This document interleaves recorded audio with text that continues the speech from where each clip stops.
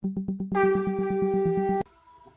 हमारे खास ऋतिक देवता हमारे सुनील राय दादाजी एसपीआर कानपुर से हैं, तो हम लोग इनके भावधारा को सुनेंगे। जय गुरु दादा।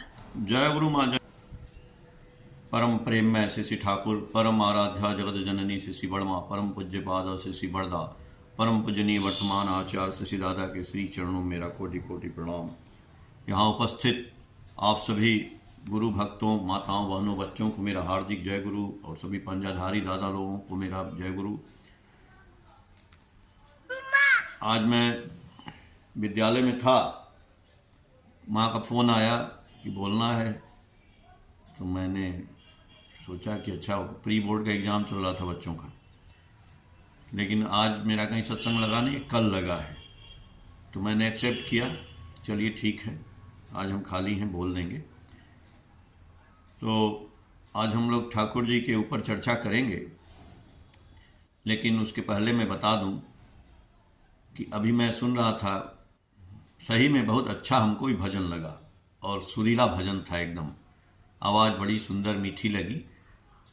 और ये रोज़ रोज़ हो रहा है सत्संग, आप लोग कर रहे हैं, यानी ठाकुर जी से आप लोग जुड़े हुए हैं, और जो रोज़ रोज़ कर रहे हैं तो ज़रूर ठाकुर जी से हमारा लगाव हो चुका है।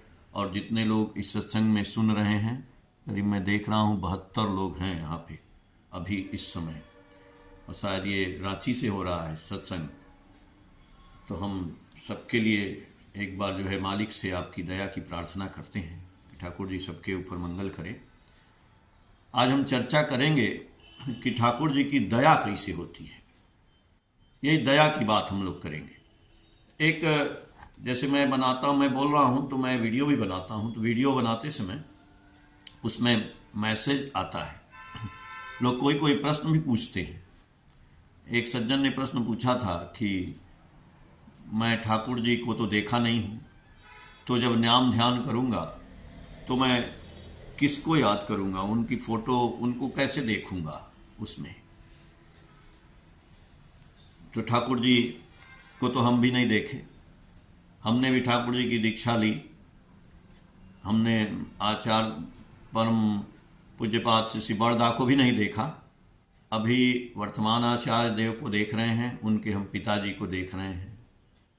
एक वाणी है, ठाकुर जी ने बोला है कि इष्ट गुरु पुरुषोत्तम, प्रतीक गुरु वंशधर, रेत शरीर में सुप्त रह के जीवंत रहते निरंतर। हम यदि गुरु जी को, ठाकुर जी को देखना चाहते हैं तो इष्ट गुरु पुरुषोत्तम, प्रतीक गुरु वंशधर, उनके वंश में जो प्रतीक गुरु हमारे हैं, वर्तमान में आचार्य देव, अपने वंश में ठाकुर जी विद्यमान रहते हैं, तो हम उनको लेके चलते हैं, उनके बताए हुए रास्ते पे चलते हैं, और वो जो बोलते हैं यदि हम उनके बातों पे चलते हैं तो उनकी दया, वो ठाकुर की ही दया होती है, और 100% होती है। एक बार ठाकुर जी के पास एक माँ गई, और वो माँ ठाकुर जी के जाके ठाकुर जी से बोली, ठाकुर अपनी আমাকে দয়া করুন যাতে আমি समस्या मुक्त होते पारी। ठाकुर जी आप हम पर दया करिए जिससे हम जीवन में अपनी समस्याओं से मुक्त हो जाएं। तो ठाकुर जी बोले, ए माँ तुमिও আমাকে दया कर। ठाकुर जी बोले कि देखो माँ, तुम भी हमको दया, हमारे ऊपर दया करो। अब वहां जो लोग बैठे थे वो सोचे कि अरे ठाकुर जी बोल रहे हैं कि तुम भी हमको दया करो। अब माँ ने बोला कि ठाकुर जी आप हमको दया करें हमारे ऊपर, जिससे हम समस्या से मुक्त हो सकें। तो लोग सोचने लगे। ठाकुर जी बोले, दया का मतलब बताओ भाई, देखो जरा डिक्शनरी खोलो।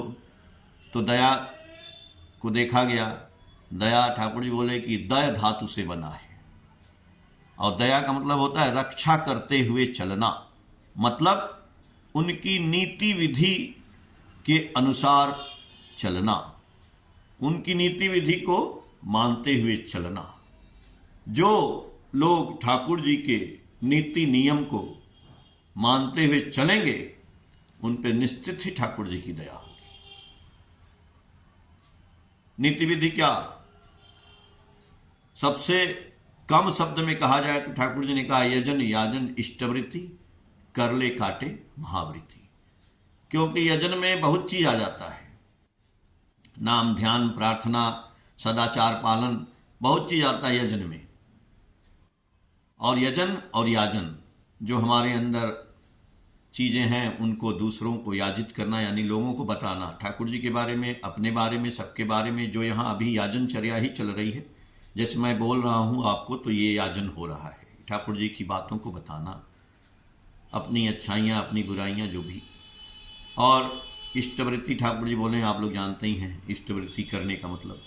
तो ठाकुर जी बोल रहे हैं कि उनकी नीति विधि को मान के चलना ही दया है।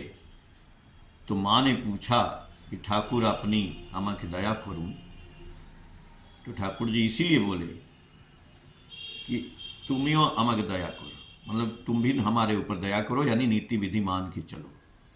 तो आज मैं एक अभी इस महीने का जो मैगजीन आया है आलोचना प्रसंग, जो बंगला मैगजीन है, उसमें एक माँ है झट तपा विश्वास माँ है, उन्होंने अपनी बातें लिखी हैं कि वो नदिया जिला के चकदह की वासिंदा है, रहने वाली हैं।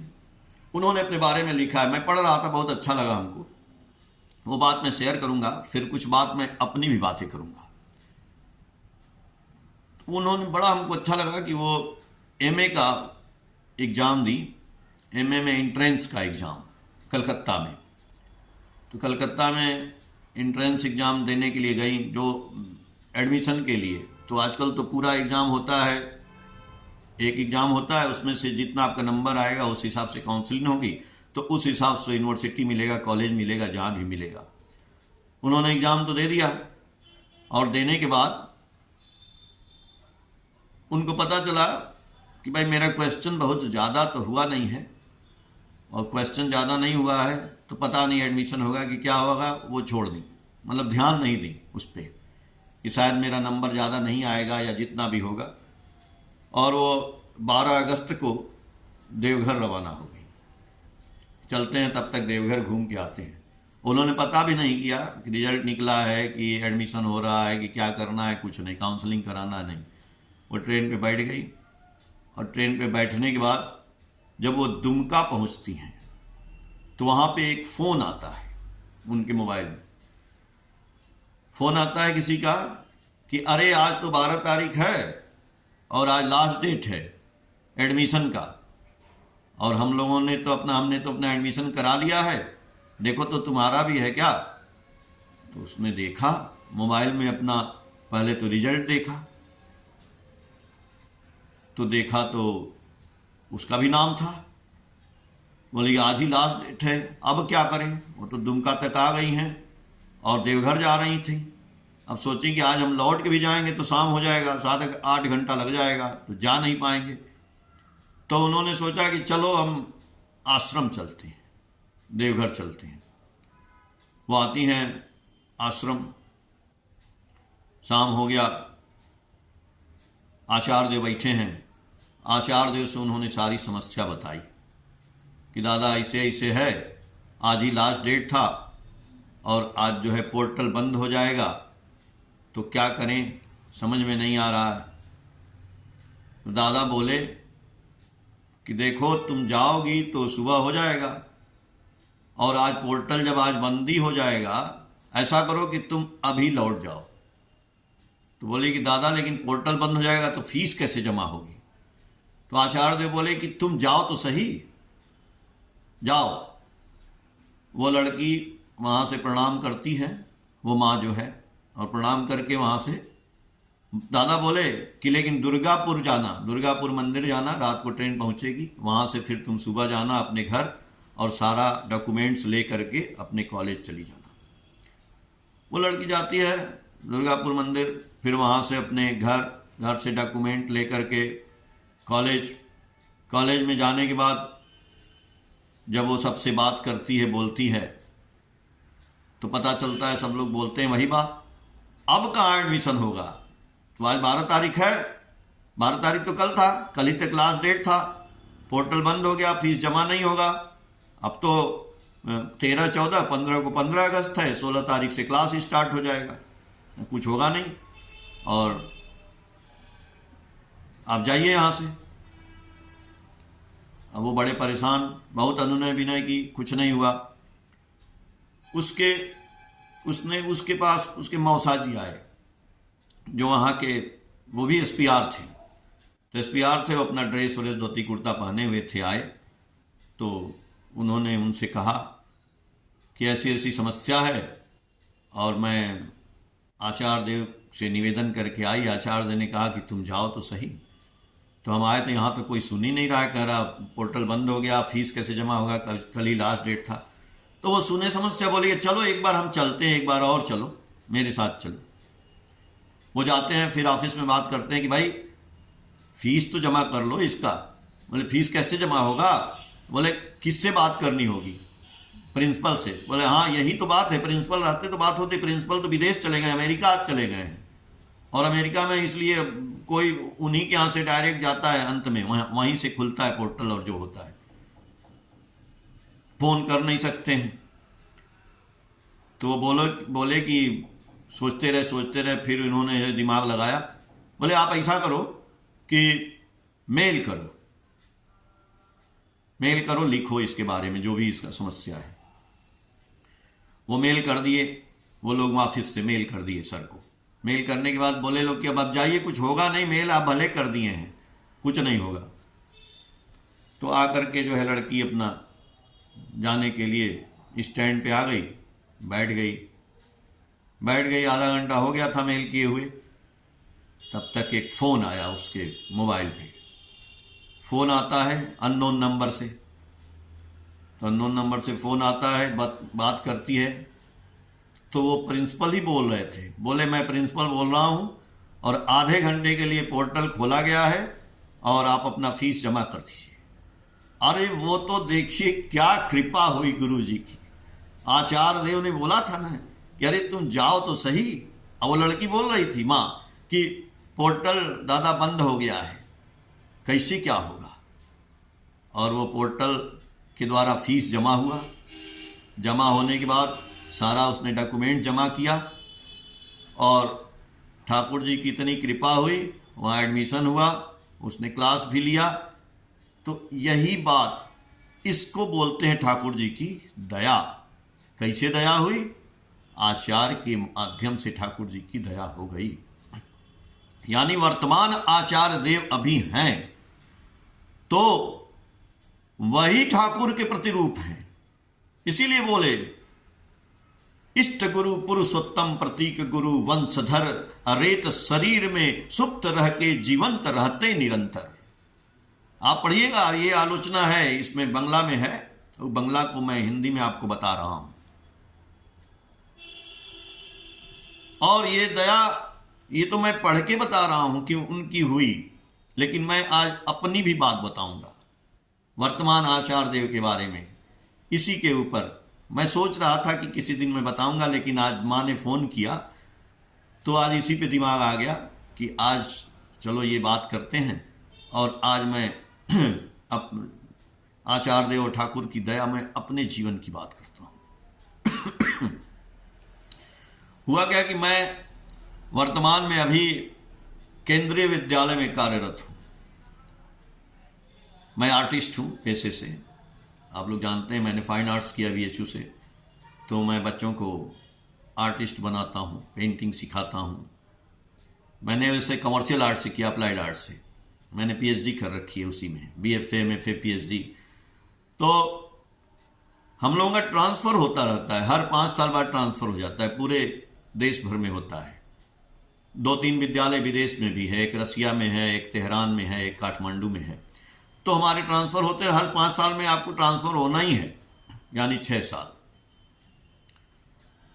कहते हैं ना कि गुरु के मुंह से निकली हुई बात कभी खाली नहीं जाती है।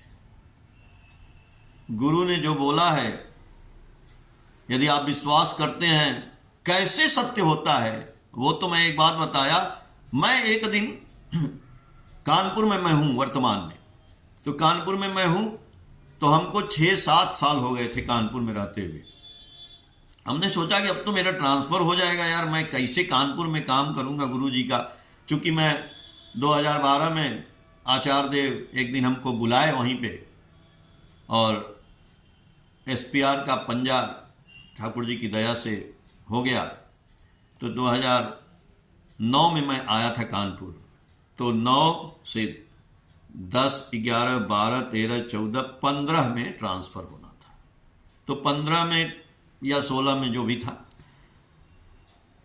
तो कुछ समझ में नहीं आ रहा था। मैंने अपनी धर्मपत्नी से, ममता राय से बात किया कि क्या करें, तो बोले कि कुछ नहीं, चलिए आचार्य देव के पास चलते हैं, वहाँ हम लोग अपनी बात रखेंगे कि उसमें 5 जगह भरना भी रहता है कि 5 जगह आप भर दीजिए, अगर कानपुर से बाहर होगा तो जिस भी डिस्ट्रिक्ट में होना होगा। तो हम कहे चलो आचार्य देव से पूछ करके भरेंगे। तो हम चले गए देवघर आचार्य देव के पास।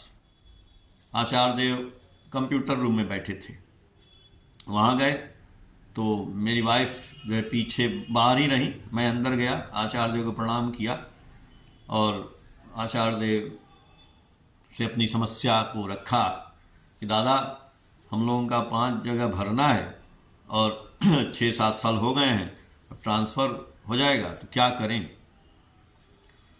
दादा कुछ बोल, हमारी तो बातें नहीं सुने, हमको कह रहे हैं कि ममता कहाँ है।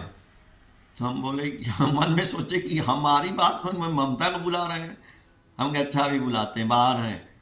तो बाहर से हम बुला के ले गए कि तुमको बुला रहे हैं आचार्य देव। आचार्य देव के पास वो जाती हैं, तो आचार्य देव बोलते हैं कि क्या बोल रहे हैं ट्रांसफ़र की बात। तो बोल रहे हैं कि हाँ ट्रांसफ़र हो जाएगा ना।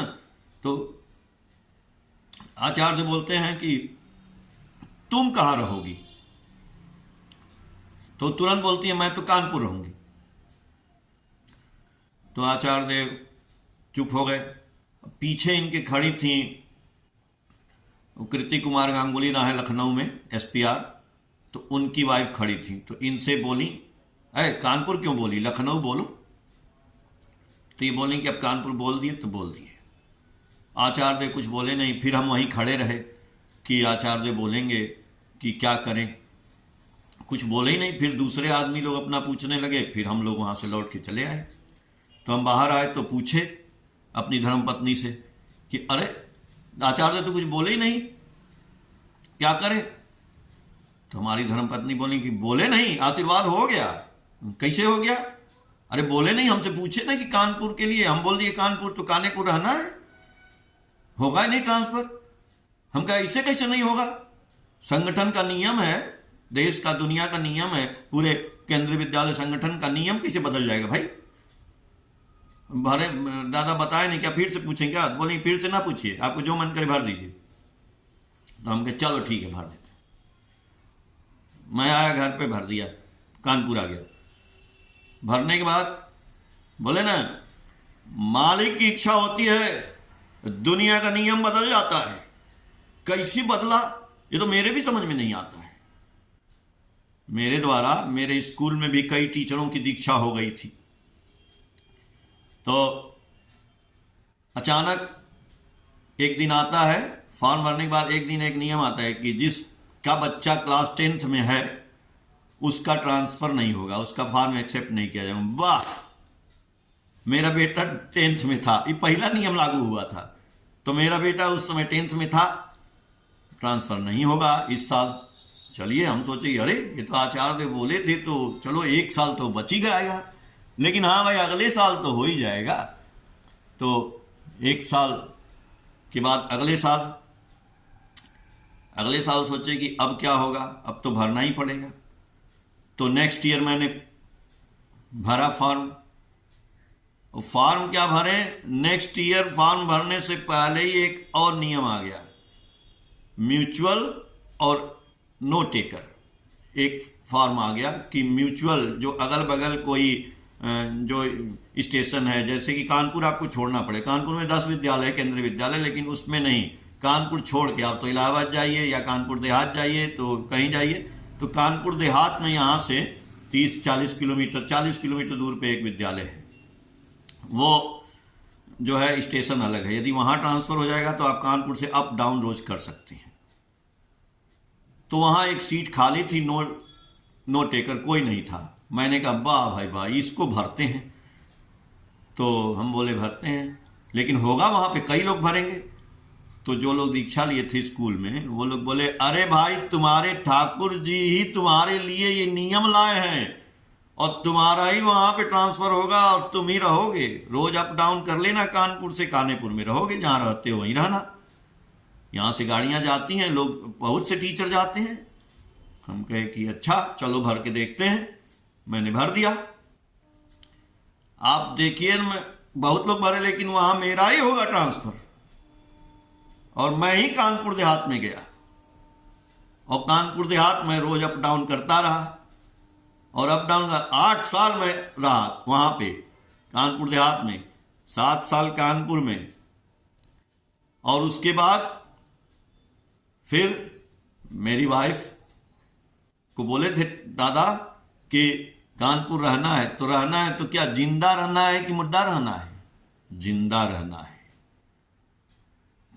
बीच में उसी समय 16-17 में हमारी वाइफ के साथ एक हादसा होता है। एक दिन उनके सीने में दर्द होने लगा। मैं विद्यालय में था तो उन्होंने बोला बहुत तकलीफ हो रही है, हम क्या करें, आप आइए जल्दी से। मैं उनको बगल के एक नर्सिंग होम में एक बार एक थोड़ा सा हार्ट अटैक का समस्या हुआ था, उसके बाद फिर एक दिन हो गया था, तो मैं बगल में एक नर्सिंग होम था, मैं वहाँ ले गया। उस समय आचार्य देव लखनऊ आए हुए थे और पूरा गुरु भाई उस दिन कानपुर का लखनऊ चला गया था। मैं भी जाने वाला था, लेकिन मेरे स्कूल में छुट्टी नहीं मिली। उस दिन कोई इंटरव्यू था लोगों का, उसमें बैठना था। फिर यहाँ पे तो ये बोली कि अरे दुनिया के लोग आ रहे हैं, आप नहीं जाएंगे। हम बोले तो ये भी तो गुरुजी की कृपा है भाई, गुरुजी जाने नहीं दे रहे हैं, यहीं रख रहे हैं, हम क्या करें। अब इनका देखिए उसी समय तकलीफ शुरू हुआ। मैं आया, इनको ले गया हॉस्पिटल में, बोला भैया इनका ना खून ही निकल गया है, 1-2 यूनिट बचा है, जल्दी से खून लाइए, ब्लड तो चढ़ाएं। अब हम पूरा कानपुर छान मारे, ओ निगेटिव ब्लड था, कहीं मिल ही नहीं रहा था। बड़ा परेशान, रात को 8 बज गया पूरा, तो हमको समझ में नहीं आया। हम 4-5 बजे फिर जो है लखनऊ में आचार्य देव को फिर निवेदन किए वहाँ पे। तो मेरे जो ब्रदर इन लॉ हैं डॉक्टर पंकज इलाहाबाद से, वो थे। बहुत आदमी आ गए, सब कानपुर से, लखनऊ से कानपुर आ गए। हॉस्पिटल में बड़ी भीड़ लग गई। डॉक्टर बोला भैया अब ये राम नाम सत्य हैं, ले जाइए इनको, अब बचेंगी नहीं, इनका पूरा खूने। हम जो है अब ठाकुर उतना आदमी है, कहीं खूने नहीं मिल रहा है, भाई क्या बात है। मेरे पास एक ठाकुर जी का छोटा सा फोटो था, मैं बाहर हॉस्पिटल के बैठा था। आप देखिए मेरे दिमाग में एक बात आया, मैंने उस फोटो से, ठाकुर जी की फोटो से बोला कि ठाकुर जी आप बोले थे हरिनंदन दा को कि मैं आता हूं, I am the fulfiller of Ram, I am the fulfiller of Krishna, I am the fulfiller of Jesus and what not. When you call me, when you shout me I hear you, when you call me I appear with you. मैंने कहा ठाकुर जी हरिनंदन दा को बोले थे कि आप आते हैं दुख कष्ट में, अब कब आएंगे ठाकुर जी। मैंने उस फोटो से बोला और अचानक वो छोटा वाला मोबाइल था मेरे पास उस समय, और अचानक आप विश्वास करिए 2 मिनट के बाद उस मोबाइल पे फोन आता है, दादा क्या हुआ। मैंने बोला कि बेटा वो एक मेरी वाइफ का, जानते हो आंटी का ना ब्लड नहीं है और उसमें वो निगेटिव ब्लड की ज़रूरत है यार, भीड़ लगी है लेकिन कोई लाने वाला नहीं है, कहीं से मिल ही नहीं रहा है। उसी पे 5 मिनट बाद फ़ोन आता है कि दादा एक लड़का है, उसका वो निगेटिव ब्लड है और वो गया है दूसरे हॉस्पिटल में, वो ब्लड लेके आएगा जो भी है।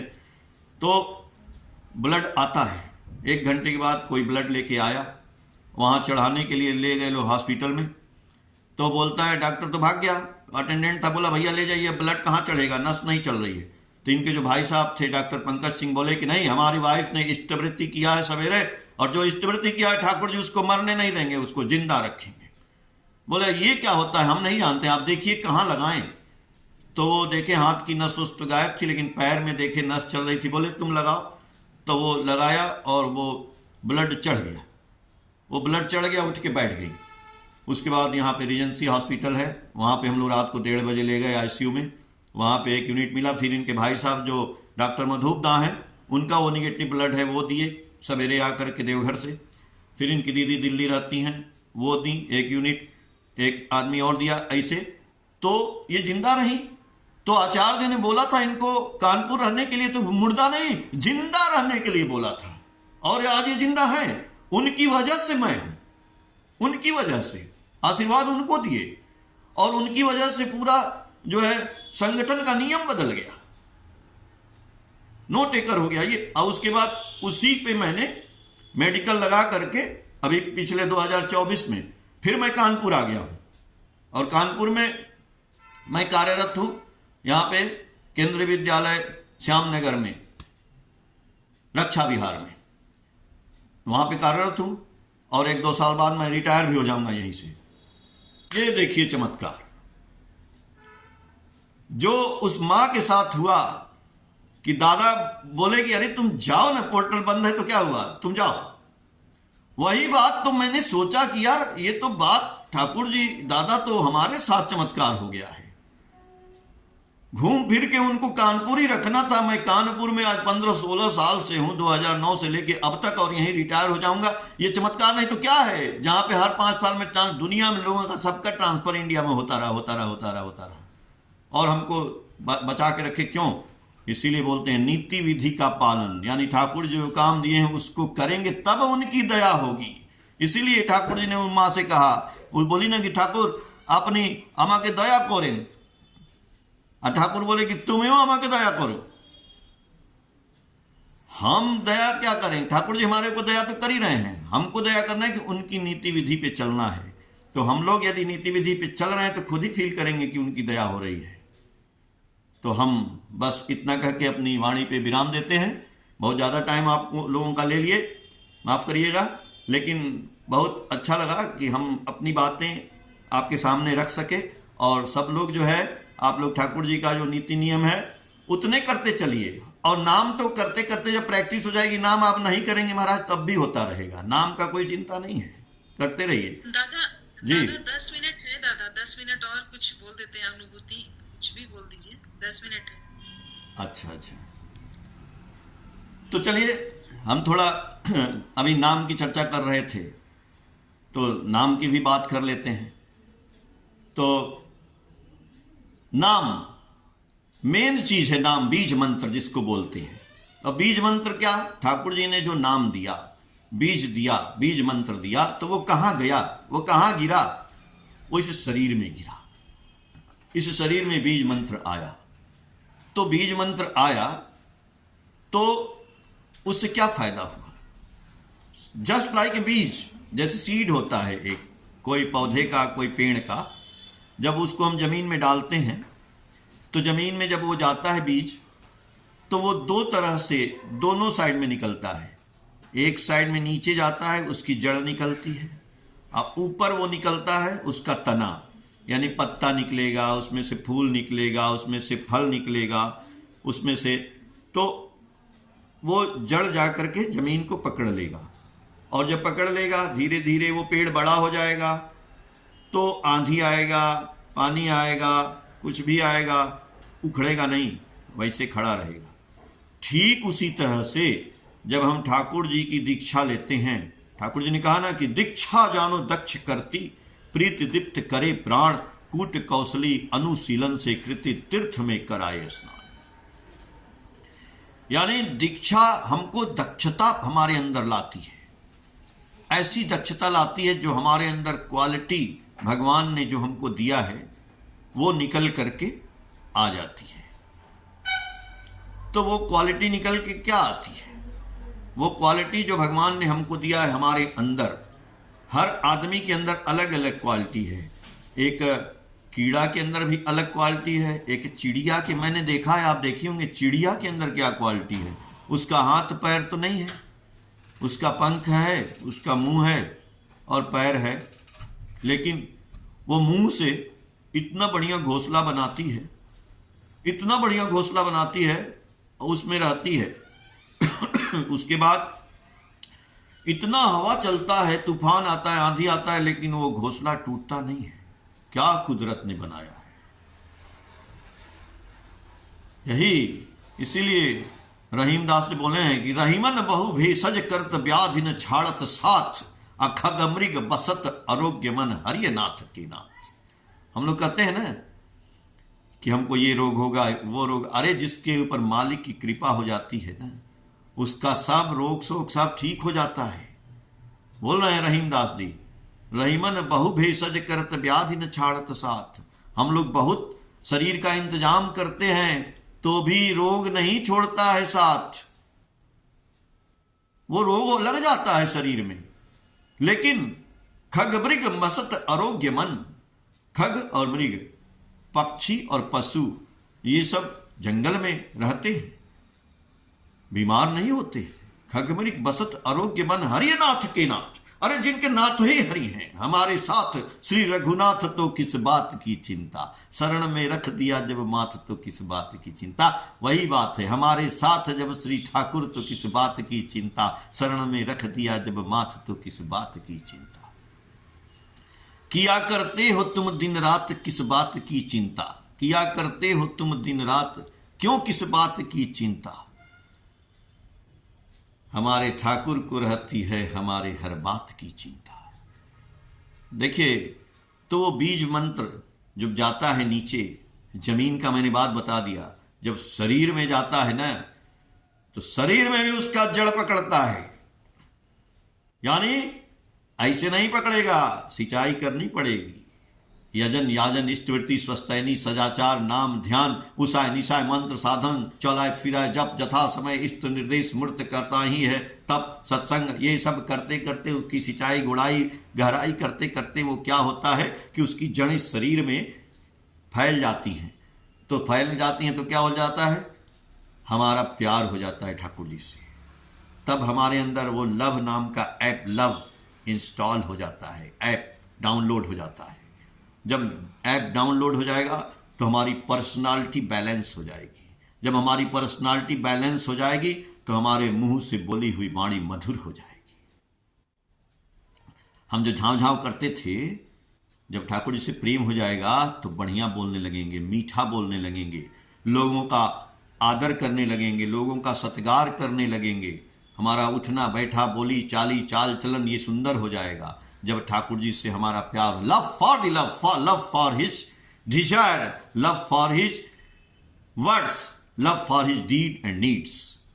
ठाकुर के डिजायर से प्रेम करना होगा, उनकी इच्छाओं से, उनके डीड से, उनकी नीड से, उनकी वाणियों से, उनके प्रवचनों से, उनके लोगों से।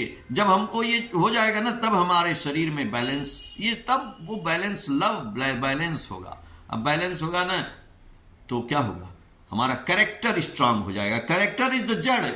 बीज मंत्र जो गया वही बीज मंत्र जा करके जड़ फैलता है, यानी वो आपके कैरेक्टर को स्ट्रांग कर देता है। और कैरेक्टर देखिए ठाकुर जी के यहां, एक शराबी आए हेमचंद, शराब पीना छोड़ दिए। कोई डाकू आया, कोई चोर आया, कोई हत्यारा आया, बहुत सा, सब कुछ तो सुने हैं आप लोग, जानते हैं।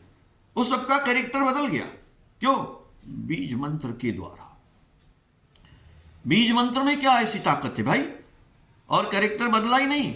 फिर बोले ना कि पेड़ ऊपर निकला, उसके तने निकले, उसमें से फल निकला, यानी भौतिक सुख सुविधा की भी प्राप्ति हो गई। ठाकुर जी बोले मेरा शिष्य हो के कोई गरीब है ये मैं मान ही नहीं सकता है। ठाकुर जी का शिष्य है और वो गरीब है, बेरोजगार है, दया का पात्र है, हो ही नहीं सकता है।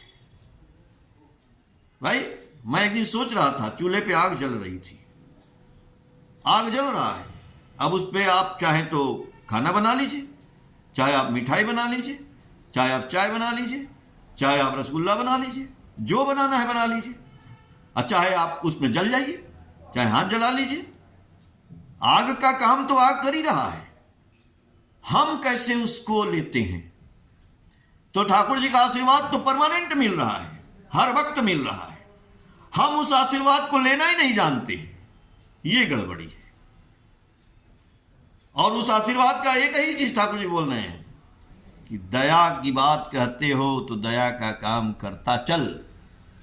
ठाकुर जी बोले लक्ष्मी केशव के बारे में, रुपए का जतन करो या नहीं, लोग का जतन करता चल, लक्ष्मी केशव बधे रहेंगे, विभव में रहोगे अटल। तो भैया जब ऊपर जड़ निकला, पेड़ में से फल निकला, तो उसमें यही भाव हमारे अंदर, वो जड़ कैरेक्टर जब बदल गया, कैरेक्टर बदल जाएगा तो पैसा रुपया आने लगेगा ना भाई, ऊपर हमारे भौतिक सुख सुविधा की प्राप्ति हो जाएगी। तो जब कैरेक्टर बदलेगा तो बोली चाली बदलेगी, प्रेम आएगा, तो किससे प्रेम करेंगे? ठाकुर जी बोले कि तुम मेरे पास क्यों आए हो? अर्थमान यश पाने की आशा में मुझे ठाकुर बनाकर भक्त मत बनो, धोखा देने पर धोखा ही खाओगे। लेकिन ठाकुर जी की वो वाणी हमको बहुत अच्छी लगती है। ठाकुर जी समाधि अवस्था में बोले थे, अय तुई की चास, धर्म अर्थ काम मोक्ष, यदि सब चास किच्छु पावी ना, किच्छु ना चास, आमा के चास, आमा के चास, ये धर्म अर्थ काम मोक्ष तुम्हार पीछने पीछने घूरे बेड़ावे। अरे तुम अर्थमान यश के पाने की आशा में मुझे ठाकुर बनाकर भक्त बनते हो, और अर्थमान पाने के लिए आए हो। कुछ मत चाहो, केवल हमको चाह लो। जिस दिन ठाकुर जी बोले हमको चाह लोगे, उस दिन धर्म अर्थ काम मोक्ष तुम्हारे पीछे पीछे घूमने लगेगा। यदि हम आमा के पेते चास भालोवास, यदि हमको पाना चाहते हो प्रेम करो, भालोवास। ठाकुर जी बोले यदि हमको प्रेम करोगे, यदि आमा के भालोवास, तो ठाकुर जी को भालोवास का मतलब क्या? ठाकुर जी बोले यदि आमा के पेते चास तो भालोवास, यानी ये सर्व जीव के भालोवास, ये जगत के भालोवास। पूरे दुनिया को प्यार करो, इस जगत को प्यार करो, तब होगा भालोवास। भालो जदि चास रे मन, भालो जदि चास, सवार भालो करें जिनी ताके भालोवास। प्रेम का सूत्र बहुत ही निराला है। प्रेम ठाकुर जी से तुरंत नहीं हो जाता है। इसीलिए ठाकुर जी के मेरी नीतियों से जो प्रेम करेगा उसी के अंदर प्रेम पनकेगा। आप खाली बैठ के सोचेंगे हम न माला जपें, हम न ठाकुर जी का नाम करें, न सवेरे उठ के प्रार्थना करने में तकलीफ होती है समय पे, माँ इतना बढ़िया ये कर रही हैं यहाँ से संचालन, और दादा कर रहे हैं यहाँ से रोज रोज, हम बैठेंगे नहीं, इसमें सत्संग में आएंगे। ठाकुर जी बोले सदगुरु शरणापन्न हो, सतनाम मनन करो, सत्संग का आश्रय ग्रहण करो। मैं निश्चय कहता हूं आपको। और एक चीज और बात बोले हैं, तुम लता का स्वभाव अवलंबन करो, आदर्श रूपी वृक्ष को पकड़ के रखो। क्या मतलब है? सब फालतू बेकार है, बेकारे बोले हैं ठाकुर जी। ठाकुर जी बोले आचार्य देश प्रधान आचार्य देश। अरे तुम भाई ये बताओ कि जितनी वाणी हम दिए हैं, ये सत्यानुसरण है, ये किसके लिए दिए हैं? कई लोगों से पूछे, सब लोग बोले कि इसके लिए उसके लिए। हम लोग याजन करते हैं ना, तो याजन में क्या करते हैं? उनको ज्ञान देते हैं, उनको ज्ञान देते हैं, उनको ज्ञान देते हैं, सबको ज्ञान देते हैं। अरे दादा, ये ज्ञानवा पहले अपने लेना है, इसको देना है, इस शरीर को। आप तो आत्मा है महाराज, हम भी आत्मा है जो बोल रहे हैं। तो अपने शरीर को तो याजन किए नहीं, अपने मुंह को याजन नहीं किए, अपने नाक को नहीं किए, अपने आंख को नहीं किए, अपने हाथ को नहीं किए, पैर को नहीं किए, दिमाग को नहीं किए, ब्रेन को नहीं किए, दिल को, इसका याजन तो किए नहीं, दूसरा का याजन करेंगे। हम बदलेंगे तो युग बदलेगा। हम अपने खाएंगे पान गुटखा, दूसरे को बोलेंगे कि गुटखा खाना बंद करो, बंद कर देगा क्या? नहीं करेगा। तो याजन इसको नहीं करना था। तो याजन क्या? ठाकुर जी से बोले कि मनुष्य की बात किए कि टका पराया मानुष अपना, जितना हो मानुष धरना। तो मनुष्य पकड़ने की बात किए हैं, तो मनुष्य की सेवा करने की भी बात किए, मनुष्य से प्रेम करने की बात किए। बोले मनुष्य से प्रेम करोगे तो हमसे प्रेम हो जाएगा, यही तो नीति नियम दिए। और मनुष्य से प्रेम करोगे तो रुपया पैसा भी आएगा। एकदम साधारण सी बात। बोले कि रुपए का जतन करो या नहीं, लोग का जतन करता चल, लक्ष्मी केशव बधे रहेंगे, विभव में रहोगे अटल। अब क्या बोले? लोग का जतन करता चल। जितना आप लोगों के पास जाएंगे, दीक्षा पत्र का काम करेंगे, तो लोग से मुलाकात होगी, तब हमारा दुख दर्द अभाव अभियोग सब कुछ अपने आप मिट जाएगा। सोचने की बात नहीं है।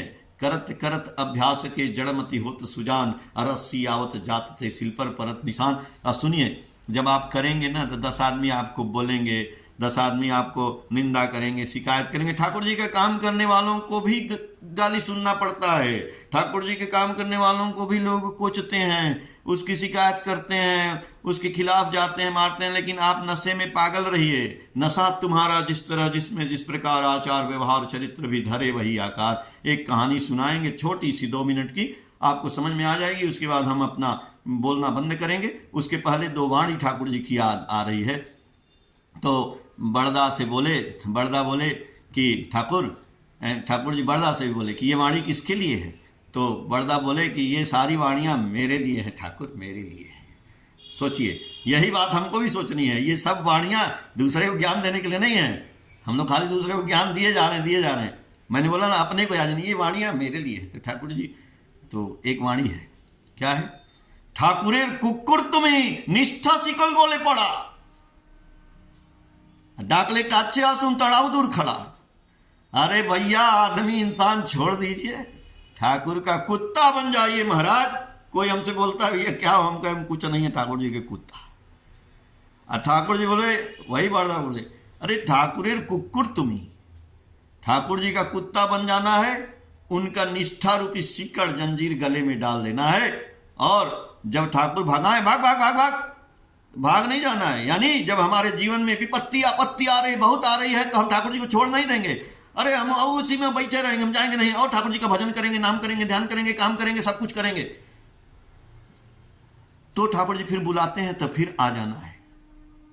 लेकिन यहां आदमी आता है धन के लिए, मान के लिए, अर्थ के लिए, सम्मान के लिए, लोभ के लिए, पता नहीं क्या क्या पाने के लिए आता है। तो ठाकुर जी बोले कि वो जानते हो क्या है? वो भी कुत्ता है। आप ठाकुर जी के कुत्ता, अब वो क्या है उसकी वाणी बताते हैं।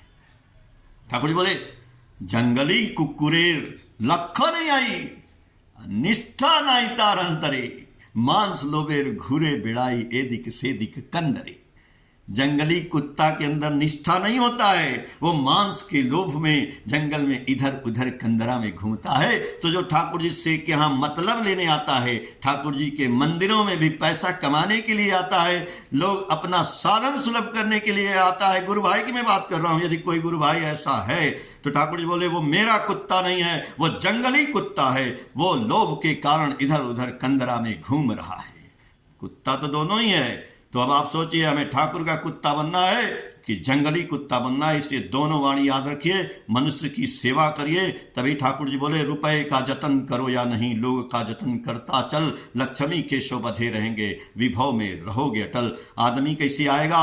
हृदय देकर हृदय खरीदो, सेवा देकर सेवा, स्वभाव देकर स्वभाव खरीदो, विभव बढ़ावे शोभा। ये ठाकुर जी की कुछ वाणियां जो दिमाग में आई, बहुत सी वाणियां हैं, मैंने आपके साथ शेयर की। और ठाकुर जी सबका मंगल करें। और एकदम निश्चित 100% यदि आप ठाकुर जी को ग्रहण किए हैं, कुछ नहीं चिंता करने की बात है। जो हो रहा है वो समझिए कि मालिक हमको कुत्ता को मार के बाहर खड़ा किए हैं।